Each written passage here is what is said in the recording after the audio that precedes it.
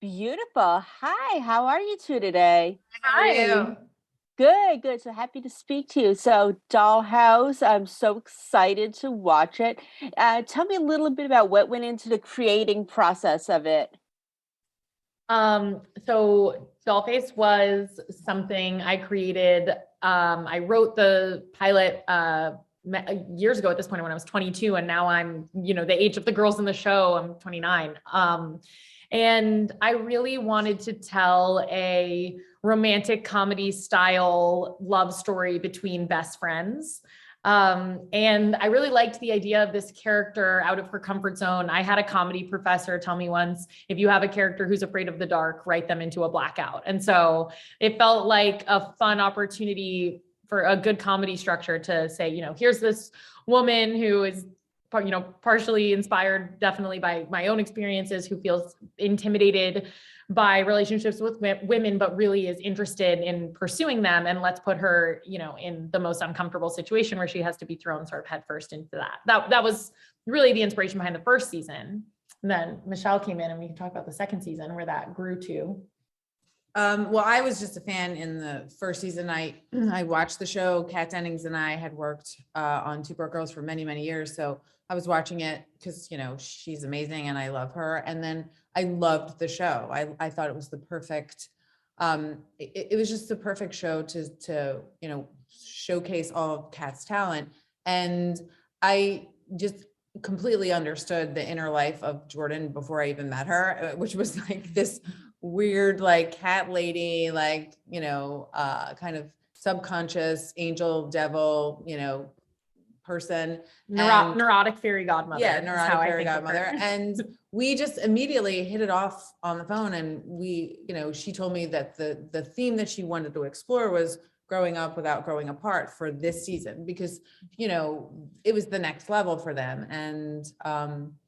And then I pitched something that she really liked, and we just were off to the races. Yeah, really, a lot of very a quickly. synergy from our first meeting. Michelle sort of pitched the end of the season, and then that gave me an idea for the beginning of the season, and then we filled in the middle.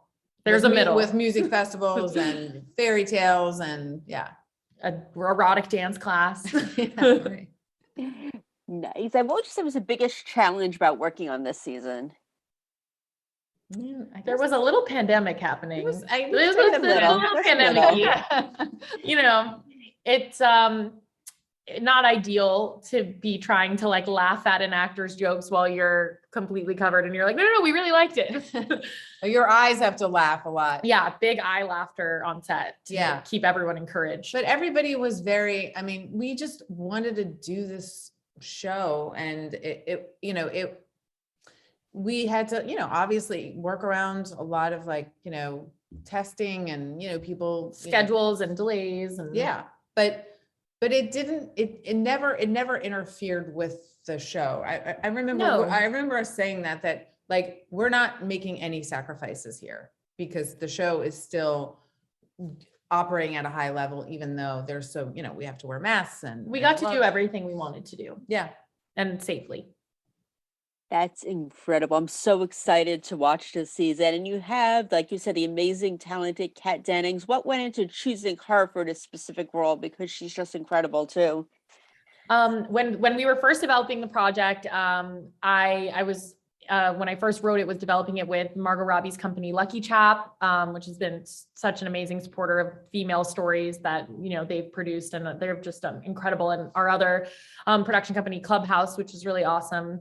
And we were all discussing wanting to really build this with a Jules at the center, because it felt like whoever was going to bring that person to life was going to be such an integral part of really developing the show around them. And Kat was the first person we thought of, the first person we talked to. And it was never not her. Like I can barely remember conceiving of the show without her being the person at the center of it. And so she came on so early, while the show was still being developed, and, her and I and Margot were all sat side by side in the pitch, really, pitching it together when Hulu bought it. So Kat is an executive producer. She's been such a huge part of even what people don't get to see behind the camera. That is incredible. We are almost out of time, sad face, but I want you each to describe this new season in 3 words, starting with Michelle. Fun, deep, and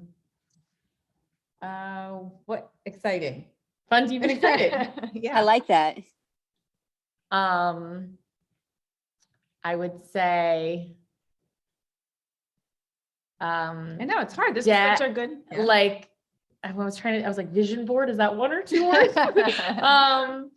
I would say, oh my gosh, I know it's like- really that's a really great. like letting go, Mm.